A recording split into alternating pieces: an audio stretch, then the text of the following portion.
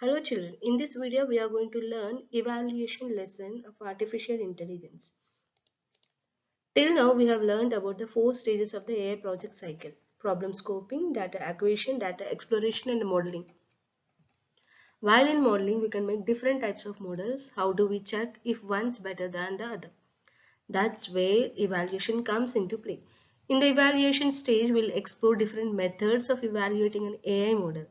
Model evaluation is an integral part of model development process. It helps to find the best model that represents our data and how well the chosen model will work in the future.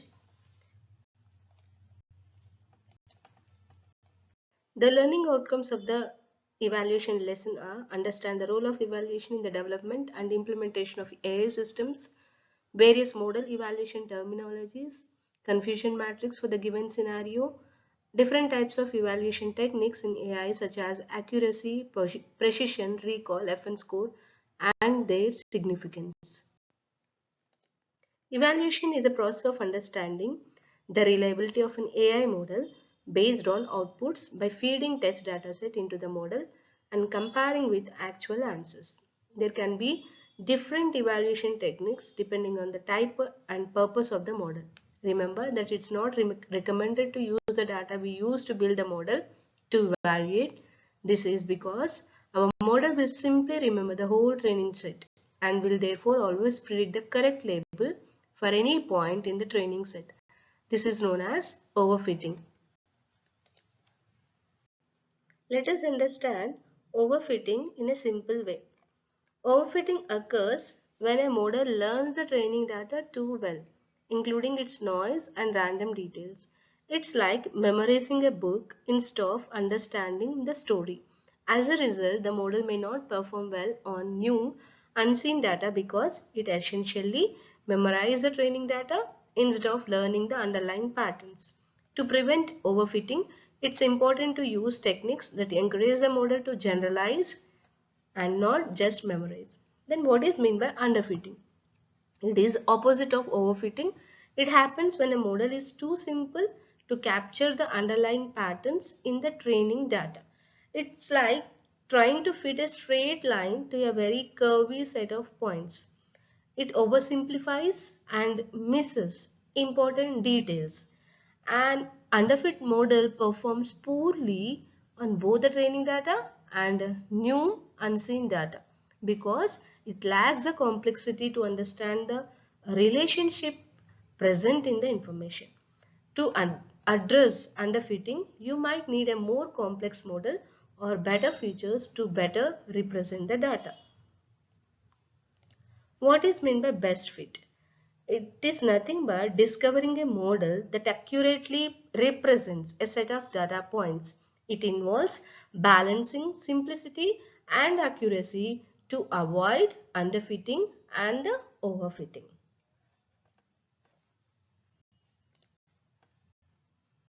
Let us understand model evaluation terminologies with a scenario. Imagine that you have come up with an AI-based prediction model which has been deployed in a forest which is prone to forest fires. Now, the objective of the model is to predict whether a forest fire has broken out in the forest or not. Now, to understand the efficiency of this model, we need to check if the predictions which it makes are correct or not. Thus, there exist two conditions which we need to ponder upon: prediction and the reality. The prediction is the output which is given by the machine, and the reality is a real scenario in the forest when the prediction has been made. Now, look at the various combinations that we can have with these two conditions. Here we can see in the picture that forest fire has broken out in the forest. The model predicted yes, which means there is a forest fire. The prediction matches with the reality. Hence, this condition is termed as true positive. Here, there is no fire in the forest, hence the reality is no. In this case, the machine too has predicted it correctly as a no. Therefore, this condition is termed as true negative.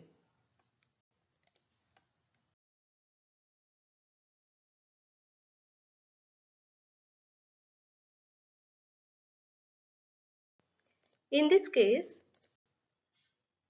There is no forest fire, but the machine has incorrectly predicted that there is a forest fire. This is termed as false positive.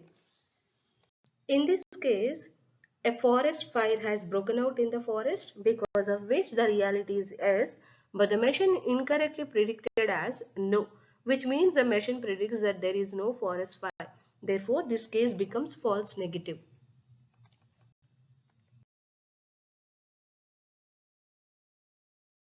Let us understand the model evaluation terminologies clearly. Here, the prediction is nothing but it's a model or machine output, whereas reality is a real scenario which is happening right now. If model's output and reality both are matching, then it treated as true. If model's output and reality both are not matching, then it treated as false. If model's output is yes, that is machine's output is yes, then that is positive. If model's output is no, then that is called negative. The result of comparison between the prediction and the reality can be recorded in what we call the confusion matrix. The confusion matrix allows us to understand the prediction results. Note that it is not an evaluation metric but a record which can help in evaluation. Let us once again take a look at the four conditions that we went through in the forest fire example. True, positive. Here, prediction and the reality both matches, that is called the true, and the prediction is true, that is why we are taking it as a positive. True, negative. Prediction and the reality matches true and the prediction is false, that is why we are taking it as a negative. False, positive. Prediction and reality do not match, that is why it is false, and prediction is true, that is why it is positive. False, negative. Prediction and the reality do not match, that is why it is false, and the prediction is false, that is why it is negative. Let us understand the confusion matrix by comparing the predictions output and the reality output.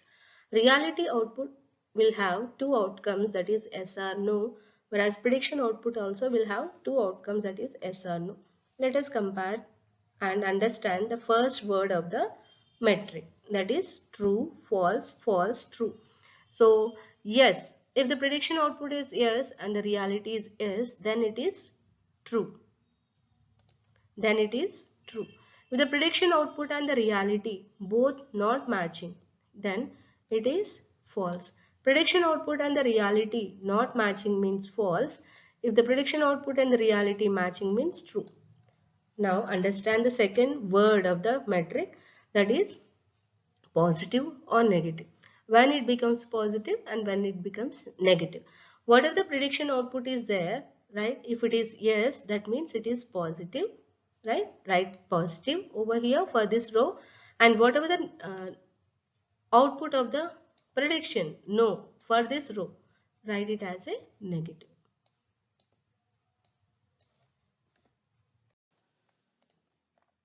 Let us understand these metrics clearly. We have gone through all the possible combinations of prediction in the reality. Let us see how we can use these conditions to evaluate the model. First one is the accuracy. Accuracy is defined as a percentage of correct predictions out of all the observations. A prediction can be said to be correct if it matches with the reality. Here we have two conditions in which the prediction matches with the reality. True positive, true negative. Hence the formula for accuracy becomes accuracy equals to correct prediction divided by total cases into 100%. Accuracy equals to TP plus TN by TP plus TN plus FP plus FN into 100%. As we can see, accuracy talks about how true the predictions are by any model. Let us ponder, is high accuracy equivalent to good performance? How much percentage of accuracy is reasonable to show good performance?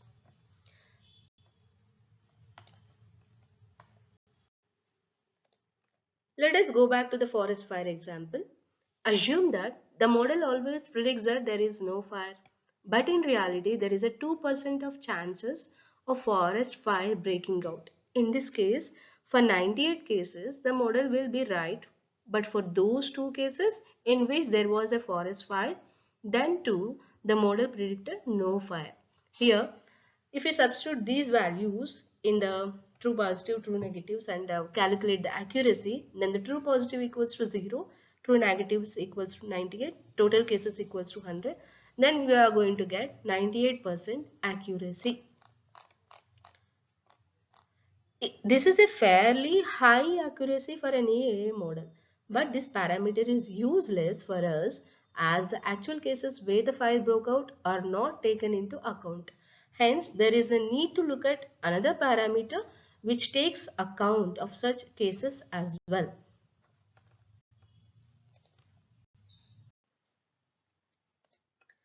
Precision. Precision is defined as a percentage of true positive cases versus all the cases where the prediction is true. That is, it takes into account the true positives and the false positives. Precision equals to true positive divided by all predicted positives. Precision equals to TP by TP plus FP. Going back to the forest fire example, in this case, assume that the model always predicts that there is a forest fire irrespective of the reality. Remember, irrespective of the reality, the model is predicting forest fire. In this case, all the positive conditions would be taken into account, that is true positive. That means prediction is yes, reality is yes. And also it is taking into consideration false positive, that is prediction is yes and also reality no. In this case, the firefighters will check for the fire all the time to see if the alarm was true or false.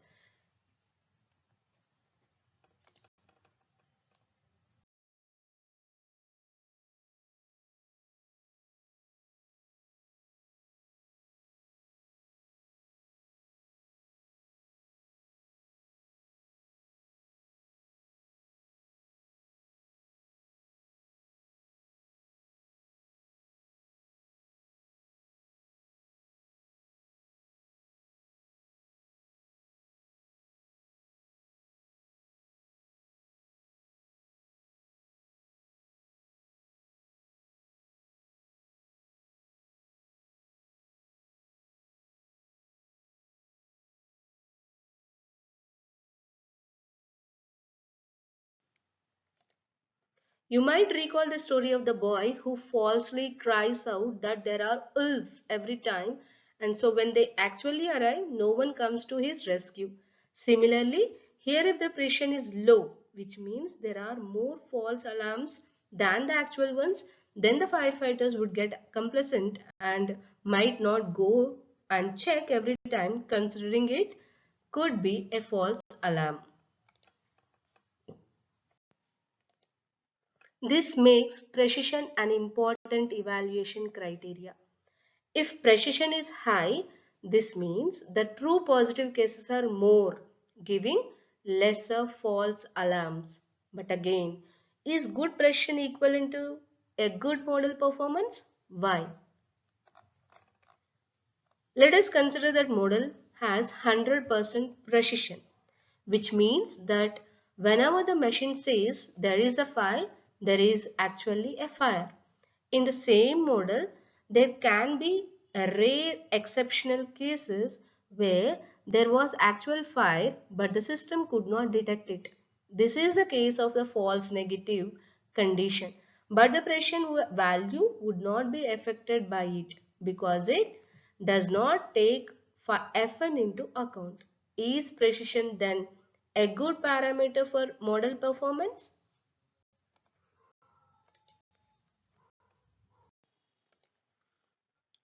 Another parameter for evaluating the model performance is recall. It can be defined as the fraction of positive cases that are correctly identified. It majorly takes into account the true reality cases where in reality there was a fire but the machine either detected it correctly or it did not. That is, it considers true positives. There was a forest fire in reality and the model predicted a forest fire. And false negatives, there was a forest fire and the model did not predict it. The formula for this one is recall equals to true positive divided by true positive plus false negative. TP divided by TP plus Fn. Now, as we notice, we can see that the numerator in both the precision and recall is the same. True, that is true positive. But in the denominator, precision counts the false positives while the recall takes false negatives into consideration. Let us ponder which one do you think is better, precision or recall? Why? Which metric is important? Choosing between precision and recall depends on the condition in which the model has been deployed. In a case like forest fire, false negative can cost us a lot and is risky too. Imagine no alert being given even when there is a forest fire. The whole forest might burn down. Let us take another one, that is viral outbreak. Imagine a deadly virus has started spreading and the model which is supposed to predict a viral outbreak does not detect it. The virus might spread widely and infect a lot of people. In both the cases, the FN, that is false negative, is going to cost high. On the other hand, there can be cases in which the false positive condition costs us more than false negative. One such case is mining. Imagine a model telling you that there exists treasure at a point and you keep on digging there, but it turns out that it is a false alarm. Here, a false positive case predicting there is a treasure but there is no treasure can be very costly. Similarly, let us consider a model that predicts that a mail is spam or not. If the model always predicts that the mail is spam, people would not look at it and eventually might lose important information. Here also, false positive condition predicting the mail as spam while the mail is not spam would have high cost.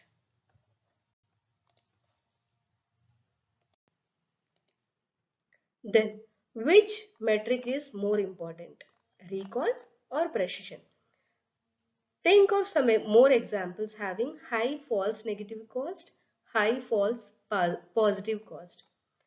Here, both the measures are very important.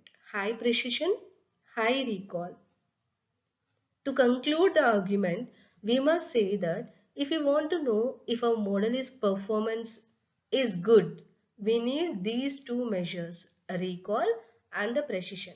For some cases, you might have a high precision but low recall, low precision but high recall. But since both the measures are important, there is a need of parameter which takes both precision and recall into account. That is called F1 score.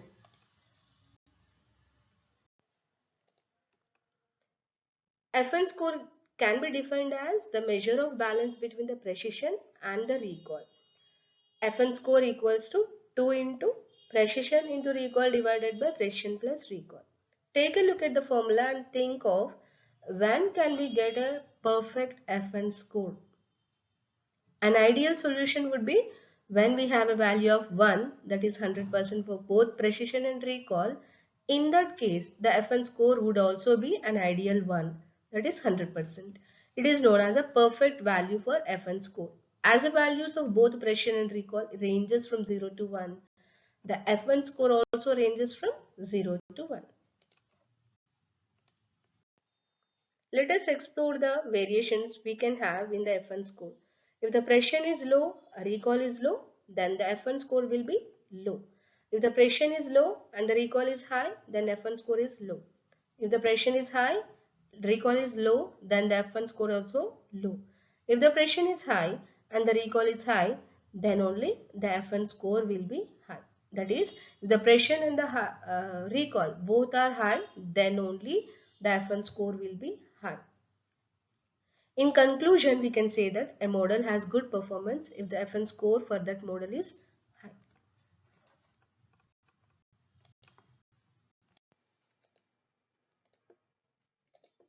Let us practice. Let us understand the evaluation parameters with the help of examples. Challenge. Find out accuracy, precision, recall, FN score for the given problem.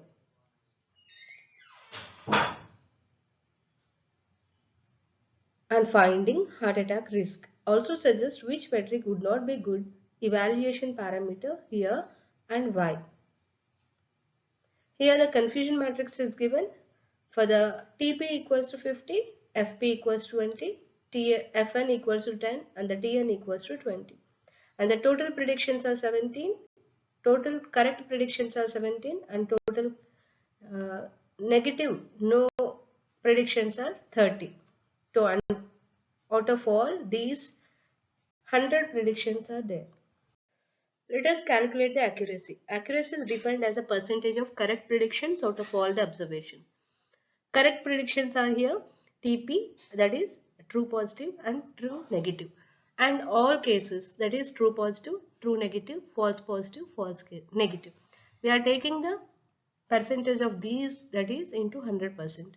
That is TP plus TN by TP plus TN plus FP plus FN into 100%. The TP is given as 50 and FN is given as 10, FP is given as 20, TN is given as 20 and TP is given as 50. If you simplify this one, you are going to get that is 0.7 as a accuracy. That is 70% of the model. Let's calculate the precision. Precision is defined as a percentage of true positive cases versus all the cases where the prediction is true. That is true positive divided by all predicted positives. That is nothing but TP divided by TP plus FP. Substitute the values of TP and FP in the formula. That is TP equals to 50 and the FP equals to 20. That is 50 divided by 50 plus 20. After evaluating, you are going to get 0.714. Let us calculate the recall. It is defined as a fraction of positive cases that are correctly identified. True positive divided by true positive plus false negative. Here true positive equals to 50 and false negative equals to 60. Substitute these values in the formula, that is 50 divided by 50 plus 60. After simplifying, you are going to get 0.5 as a recall value. Let us calculate the FN score. It is defined as a measure of balance between the precision and the recall. That is 2 into precision into recall divided by precision plus recall. That is substitute the values of precision recall in the formula. Precision equals to 0.714 and the recall equals to 0.5. And simplify this one. After that you are going to get 0.5 as a FN score. So therefore accuracy equals to 0.7, precision equals to 0.714, recall equals to 0.5 and F1 score equals to 0.588. Here within the test there is a trade-off, but recall is not a good evaluation metric. Recall metric needs to improve more because false positive impacts precision. A person is predicted as high risk but does not have heart attack. False negative impacts recall. A person is predicted as low risk but has heart attack. Therefore, false negatives miss actual heart patients. Hence, recall metric need more improvement. False negatives are more dangerous than false positives.